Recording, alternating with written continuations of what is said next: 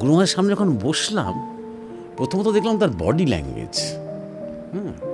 সাধু মহাত্মাদের মধ্যে যেটা একটা শরণাগত একটা ভাব থাকে না, একটা যেন কোথায় তারা যেন ঠাকুরের কাছে একদম বিনয়ী হয়ে আছেন, উনি একদম যেন সেই স্বয়ং ঠাকুর নিজেই, বুঝতে পারছো? একদম স্ট্রেট, আর কথাটাও তাই, চাবুকের মতন। আমি প্রথম দেখলাম যে একটা সৎসঙ্গ হচ্ছে, ভগবান নিয়ে কথা হচ্ছে, ধর্ম নিয়ে কথা হচ্ছে, সমাধি নিয়ে কথা হচ্ছে, ধ্যান নিয়ে কথা হচ্ছে, ভক্তি নিয়ে কথা হচ্ছে, অথচ কি স্মার্ট!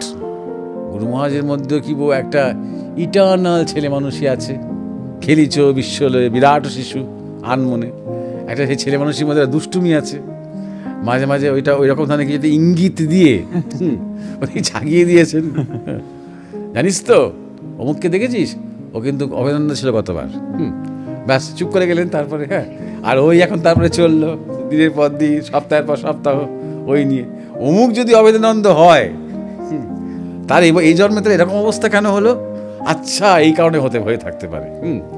তাহলে বিবেকানন্দ কে, তাহলে যোগানন্দ কে, তাহলে অমুক কে তমুক কে, এটা একটা বিরাট, সেখানে নিজেদের কোনো জায়গা আছে কি না, নাকি আমরা প্রথমবার উড়ে এসে বসলাম এই এই বিরাট একটা মিস্টিক্যাল সংসারে, আগন্তুক কি না, এটা নিয়ে একটা বিরাট চর্চা আছে। যৌন অতৃপ্তি আর যৌন বিকার যে পৃথিবীর সমস্ত সমস্যার মূল কারণ, এটা তিনি বারবার জোর দিয়ে বলেছেন। ব্রহ্মচর্যের কলা কি নানাভাবে আমাদের বলার চেষ্টা করেছেন। যৌনতার সাথে ব্রহ্মচর্যের একটা নিবিড় যোগ আছে। তো ব্রহ্মচর্য নিয়ে কথা বললে কারো কোনো আপত্তি নেই, সেটা যখন যৌনতার সাথে রিলেট করে বলছি, তখন দেখেছি সেইটা নিয়ে একটা ভীষণ আলোড়ন সৃষ্টি হয়েছে। এমনকি এমন কথাও কেউ কেউ বলেছে যে জয়দীপ বইটাতে বেশি বিক্রি হয়, তাই জন্য যৌনতাটা লিখেছে। এটা গবেষণার বিষয় ছিল যে গোটা বিশ্বে যত কমিউনিস্ট লিটারেচার আছে, কেউ যদি একটা লাইন হিউমার দেখাতে পারে, একটু কৌতুক, একটু মজা, একটু চুটকি, একটু রসবোধ, একটা জোক দেখাতে পারে, সে পুরস্কার পাবে। এটা আমাদের মধ্যে মজাই ছিল। যত সেই যুগে পশ্চিমবঙ্গের সব কমিউনিস্ট নেতা, আমাদের ইউনিভার্সিটি প্রফেসররা একটা নেতা, তাদের মুখে কখনো হাসি দেখা যেত না, কারণ তারা কমিউনিস্ট। সত্যি কথা বলতে কি, যে তুমি বলছো কালদ্রষ্টা একটা অসামান্য সৃষ্টি ইত্যাদি ইত্যাদি, এই সৃষ্টি আমার নয়, কারণ আমি এইভাবে কখনো লিখিনি। আমি বসছি আর হুরুর হুরুর হুরুর করে পাতার পাতা শুধু ভরে যাচ্ছে, কোথাও দাঁড়াচ্ছে না। ওই বিকেলের দিকে হয়তো ছোটো ছোটো ছেলেমেয়েরা আসতো আমার কাছে, হ্যাঁ, সৎসঙ্গের জন্য।